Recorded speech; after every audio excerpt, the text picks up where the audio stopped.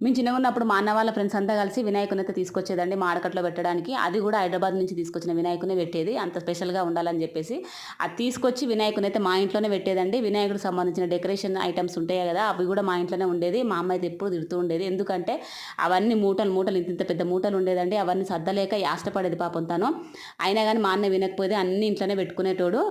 మళ్ళీ పందిరి వేసేదండి. ఇప్పుడంటే అన్ని డెకరేషన్ అన్నీ దొరుకుతూ ఉన్నాయి గానీ అప్పుడైతే లేదు. వాళ్ళే వేసేది. మంచిగా చేసేదండి నిజంగా పచ్చని పందిరేసి ఆ క్లాతులు కలర్ కలర్ క్లాతులతోటి దేవునికైతే డెకరేషన్ బాగా చేసేది. ఇంత చేసినా గానీ మా అన్న అయితే ఎప్పుడు పూజ మీద కూర్చోలేదు. ఆ వినాయకుని లడ్డు కూడా ఎప్పుడు తీసుకోలేదండి. నేను చూస్తున్నాంగా అయితే ఆ పనైతే ఎప్పుడు చేయలేదు. మీ మిగతా వాళ్ళందరూ పూజల మీద కూర్చునేది. అలాగే లడ్డు కూడా తీసుకునేదండి. గ్రాండ్‌గా చేసేదండి. ఊర్లో చుట్టుపక్కల వాళ్ళంతా పూజ చేయించుకునేటోళ్ళు రెగ్యులర్‌గా వచ్చైతే. మా అన్న అయితే ఎప్పుడు అలా అయితే తీసుకోలేదు.